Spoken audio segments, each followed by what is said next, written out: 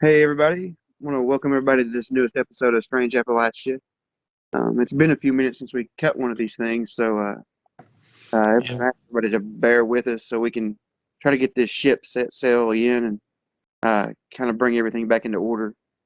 yeah, Um, we've definitely been fairly busy the last few months. I've been coaching basketball, and you've been sick a couple of times, and it seems like every time we try to set one of these up, we end up having something else pop up and stop us from doing it. But like you said, hopefully we're going to get this thing sailing in the right direction here.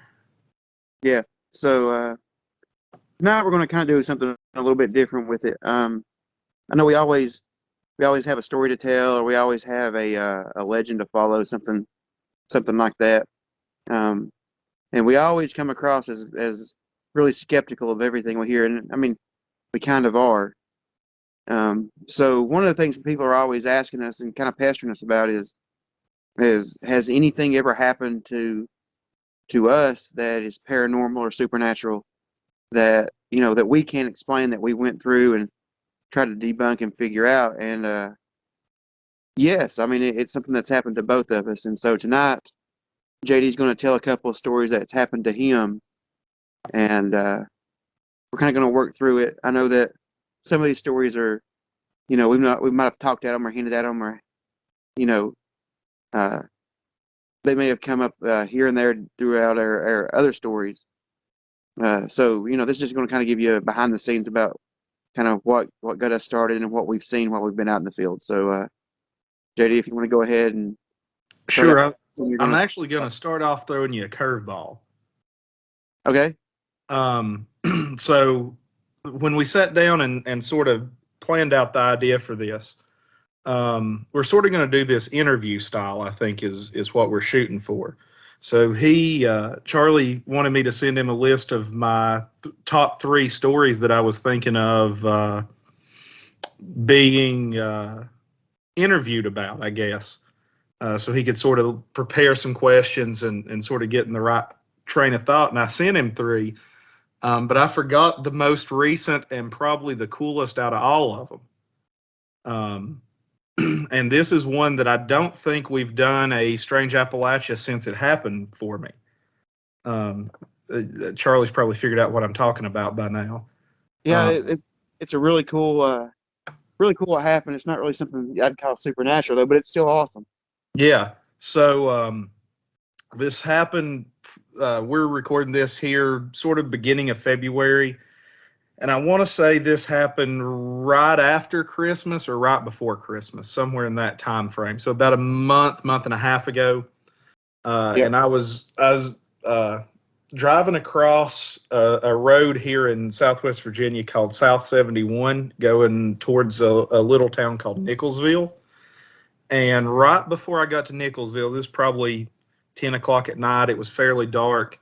Um, I had probably the coolest sighting I've ever had of something not necessarily, like Charlie said, supernatural, but coming up into Nicholsville, there's this stretch of road I was on. I was coming around a curve, had my bright lights turned down because there was a car coming, and sort of at the front edge of where my uh, headlights were, I saw what I thought to be a Great Dane. A pretty big dog. I don't know necessarily that I thought Great Dane immediately, but it was about that size, sort of kind of laying in the grass. And as the car went by, I kicked my bright lights on, and this Great Dane, as I kicked my bright lights on, jumped up a little hill into the middle of the road. Um, and my initial thought was, man, that dog can jump farther than anything I've ever seen, because it was probably a 6, 7 foot jump. So nothing super crazy, but enough that it sort of set my mind off that it was weird that it did it in sort of from a laying position. And about the time I had that thought and I was getting close, and of course it's standing in the middle of the road, so I slowed down just a little bit. It's still pretty good ways off, but of course I'm getting closer and I'm slowing down. I notice it kicks into my brain as I'm processing this thing that it has a tail on it that's roughly as long as its body is. And it's a sort of a tan color. And then it finished walking across the road and then jumped down the other side and went off into the field. And it took me about 2 more seconds before my brain kicked in that I wasn't looking at a dog, that I was looking at some kind of a giant cat, probably a mountain lion. And of course, I immediately started having this nerd moment behind the wheel where I'm like freaking out, going, that thing shouldn't exist here. There aren't any. So I had this little mini freak out moment. And of course, it's 10:30 at night in an area that I'm not super familiar with. I know the road, but I don't know the area around the road. So I didn't really stop and turn around. I didn't know anybody in the area. I didn't know who owned the property or anything like that. So I wasn't going to go stumbling around in the middle of the dark in Southwest Virginia on somebody's hunting land and get shot. So obviously this mountain lion was braver than I was. And of course, immediately called Charlie and called a couple other people that fairly knowledgeable about the outdoors and had many freak out moments with all of them. So that was my first story there. Yeah, that's a pretty cool sighting. I know that anytime you see a large cat in the wild, it's one of those things. The first thought is, I didn't think anything that big existed around here. Mm-hmm. I know I've seen a black panther twice, and both times my brain wouldn't comprehend what I was seeing. It took me a second to register it. And then I've seen a couple of bobcats, and even those things are freaky. Yeah. And Yeah. I think it's worth pointing out here, and I know this probably is not really interview style, but probably worth throwing out here. We did talk about this a little on an earlier episode where we talked about large cats in Southwest Virginia. There are no breeding populations in Southwest Virginia or anywhere even really east of the Mississippi River. But there is pretty strong evidence that there are occasional males that will roam through the area. And it's it seems at least, I was reading an article the other day, to be becoming more and more frequent that you're seeing these things. And it's pushing farther and farther east. So, in reality, it doesn't really shock me that I saw this thing. Even since I've seen it, I've seen a couple of more of what I would call the fake mountain lion posts on Facebook. So, it's the same like 5 mountain lion pictures that you always see on Facebook. And somebody's like, I saw this somewhere local, and you look and there's full leaves on in the middle of winter. And it's like, no, you didn't. But this, this definitely set my mind off and like I said, had like 8 mini freak out moments. Yeah, it makes you wonder about camping, doesn't it? Yeah, somewhat. Pretty cool story, man. So, tell me about the time that you saw the shadow in the road. Yeah, so that's another good one. So I was coming back from a scout meeting in Johnson City. So fairly late at night, I'd say, again, probably 10:30. And this happened probably 2.5, 3 miles from where I live here in Big Stone. And I come around this corner curve. And as I come around the curve, standing in the middle of the road is what I can best describe is a silhouette or an outline of a person or like their shadow standing in the middle of the road. And the way they were standing, again, they were right in the middle of the road. And I saw the outline in the dark middle of it like a shadow. And it looked like they were looking over their left shoulder at me, like they sort of surprised that I was coming. And again, coming right across a railroad track and then immediately into a curve. I wasn't going very fast. I'm going to say 20 at the most. And so I slam on my brakes and, come to a stop. And when I as I'm doing it, I'm sort of bracing myself against the steering wheel, and I sort of close my eyes a little bit, sort of bracing, and then immediately waiting to feel that bump, because I'm fairly certain that I'm going to hit whoever this is, and car comes to a stop. Don't feel the bump. Open my eyes up. Nobody there, and definitely freaked me out. My first thought is maybe they've jumped off to the side somewhere. But one side goes immediately up a steep bank of rock onto a railroad track. So there's no way that anybody could climb that fast. And the other way goes down a hill into a briar patch. That you would have seen or I would have seen the briars moving back and forth if somebody was in them, or there's no way that somebody's going to go down there and not leave evidence that they were there. So there's really nowhere that they could have gone. And so that definitely freaked me out. And again, had more of a major freak out moment there. That was not a nerd freak out. That was an actual what in the crap just happened. And again, like most of my weird stuff, I called you first and talk through it. And there's several weird ghost stories in that same area, and even I think one demon story we were talking about, semi close to that area, not in the exact same spot. Yeah, the road that happened on is Irondale Road, Yep. and you'll hear people call it Arndale. Mm-hmm. That's the local pronunciation, Arndale Road.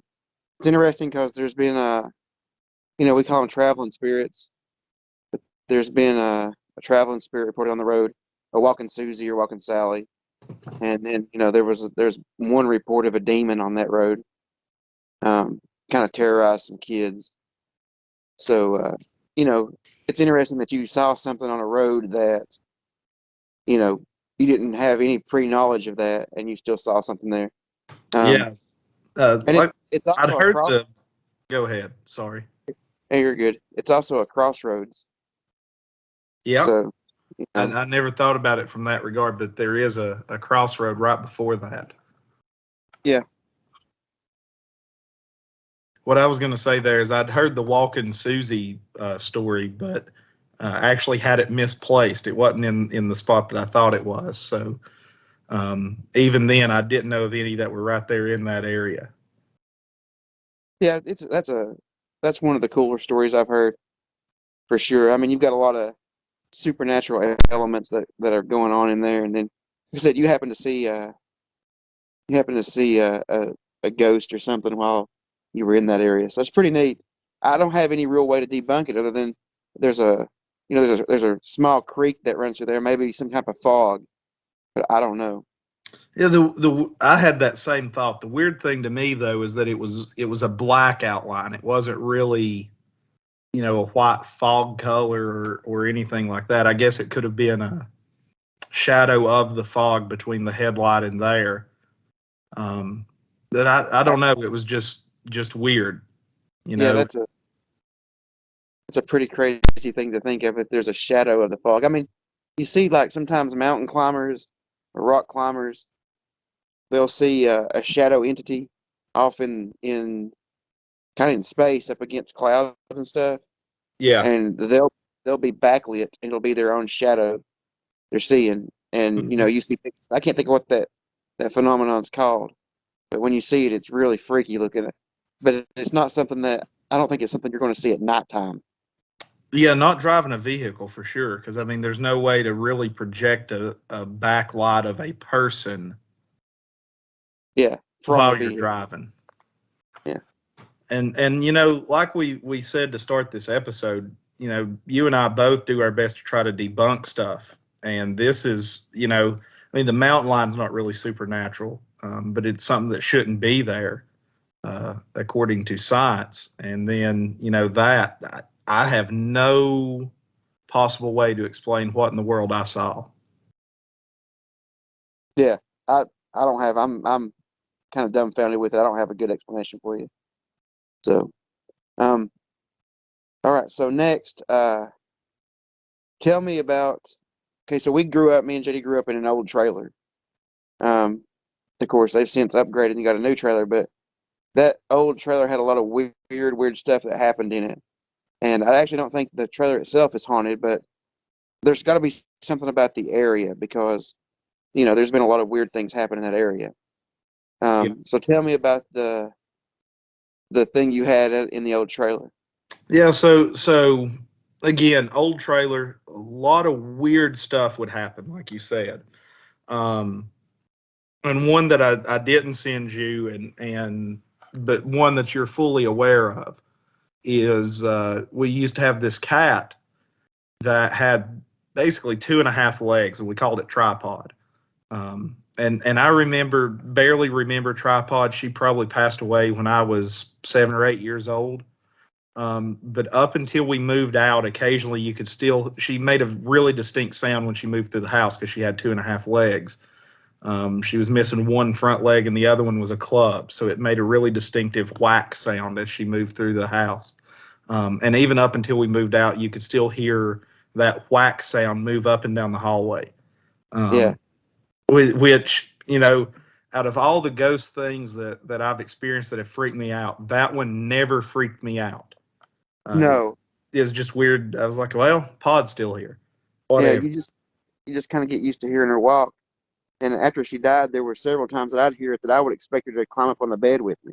Yep. And of course, it never happened. But I know the first time it happened, I got up and checked on her, and I was like, "What? She's dead. You're not going to check on her." But yeah, I mean, especially when she got older, she got to where she didn't want to walk anymore. She didn't want to Mhm. move, so we put a water bowl in the back of the trailer so she'd have to walk through. Yep. You know, so that's pretty cool. Um, Tell me the big one that happened to you over there. yeah. So this is a hard story to tell without being able to uh, describe the trailer like with a picture. But our living room was sort of in the middle of the trailer. It was a single wide, and facing towards one end of it, we had a chair and then a TV, facing that chair. And that was where all our video games and everything were hooked up to. That was in the living room. Then on the other side of the wall was our kitchen and dining room area. Um, and then beyond that was Dad's room, which was an old den, basically. Excuse me. And so I was sitting there one day playing video games, and our dad's an older guy, very prone to knock stuff over, and if he does, I would always try to go in and help him pick it up or whatever it is. Um, and so as you come around the corner out of the living room, immediately in front of you is our dining room table. So you can't go straight into the den. You got to go around the dining room table and sort of take a right and go straight into the den. And so I was sitting there playing video games, and I heard a big crash. Sounded like Dad had knocked a jar of marbles over or something like that. Dad collects marbles. For those of you out there who aren't familiar with him, he's weird like that. Because I definitely heard something like fall over and stuff scatter, like marbles going everywhere. And it definitely came from his room. So I get up and I go around the corner, and I'm rolling my eyes like, he's always knocking stuff over. And as I turn right around that dining room table, it feels like something bumps me in the shoulder, like you're walking down the street and somebody bumps into you and sort of knocks you sideways, to the point that I even apologized. You just out of habit, it hit, and I went, "Oh, sorry." And then I stopped and I went, "Wait a minute, there's nothing here for me to hit," which was weird, obviously. And I stepped back and walked forward about 4 different times trying to figure out if maybe there was a spider web or something really strong that I walked into. But it had force behind it because it knocked me sort of sideways, which was weird. And I just sort of chalked it up to me being goofy. And I walked on in and I was like, "All right, Dad, where are these marbles at?" And he went, "What marbles?" I said, "The ones you just dropped." And he said, "I didn't drop any marbles. I thought that was you back in your end of the house dropped something." So, from my end, it sounded like it came from him. From his end, it sounded like it came from me. And somewhere in the middle of those two areas, I bumped into something. So, again, logical mind thought process there did not compute any of that. Yeah, I don't even begin to know where to guess at what that could be. I mean, there's nothing there to run into. Yeah, Literally, I mean, there's not even where it happened at. There's not even cabinet doors you could run into. no. And it was on my right side. So even the way it's set up, there are some cabinet doors, but they are on my left and up high. They're not, shoulder level and on my right. Um, and then there's, the chairs and stuff are sitting there, but they come up to, my stomach, not my Yeah, shoulder. yeah. Don't know what it could be. Don't even know where to guess. Yeah, no, it was probably the weirdest thing that in person happened to me. Yeah, Because I mean, whatever it was touched me. So yeah. I don't know what to tell you. yeah, I don't even know how to go about debunking it. So, like I uh, said, the only thing I could think of to do was walk back through there about 4 different times and see if I could hit something, but I couldn't. no. And the last one tonight, um, that was me and you together. So you want to tell the story about the fields? Yeah, see. So here's the thing. This may end up being a better one for you to tell. And the reason I say that is I was really, really young. Not really, really young. I was probably 13, 14, 15 years old, somewhere in that range. So it's been a while, but I don't remember it super clear. And so we've been up there and camped at these fields a bunch. And we actually, if you'll remember back, guys listening back at the beginning of the pandemic, I did a solo investigation up there and told most of these stories, I think. Um, but for my part in it, the big thing that stuck out to me, um, we were up there one night and we heard wood knocking. Or we got woke up in the middle of the night by something else, and then as we were awake for that, we heard this wood knocking sound, which of course, as you helpfully explained to me that night, as I was again having my mini freak out moment, the only two things that do that are apes and rednecks. And we didn't see anybody else up there. So that means it had to have been some kind of an ape, um, which was weird. And then I remember going the next day down to that area and sort of looking around and finding spots on a tree that looked like where the wood knocking had occurred, and also the giant footprint.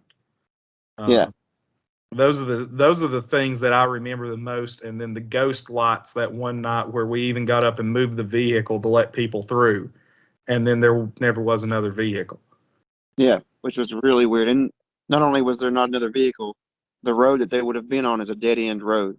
Like it Yeah, leads literally into trees, and there's no way you can get a vehicle through. nope. You Not couldn't even even get some, a four wheeler or a side by side or anything like that through. maybe a motorcycle, but you'd have to come through where we're camped. So we'll Yep. wait and tell that story the next time. Yeah, I'll leave those for you because you're definitely going to have the clearer memory of those. No, I think that's three good ones then. You Yeah. want to go ahead? So Yeah, I'll just close by saying if anybody's got any explanations on those, I am definitely going to be thrilled to hear them, because that's stuff that has bugged me for quite a while now. That you know this weird stuff is happening. I don't have any good explanation of what it is. yeah, I don't know. Like I said, if you all can find a way to debunk them, or like JD said, if you can find a way to debunk them, um, just let us know. Holler at us because like some of these, they've all been years ago, but maybe you guys got an explanation that we don't have. Yep. Any other closing news of the weird or news of the strange or anything like that? Nah, not really this week. I don't. Yeah, I'm trying to think. Other than my mountain lion sighting, that's been the coolest thing that's happened with me here lately. It's pretty awesome. All right. Well, I guess we'll go ahead and sign off then, and I will go ahead and sort of tease this. Next time we do one of these will be Charlie's stories.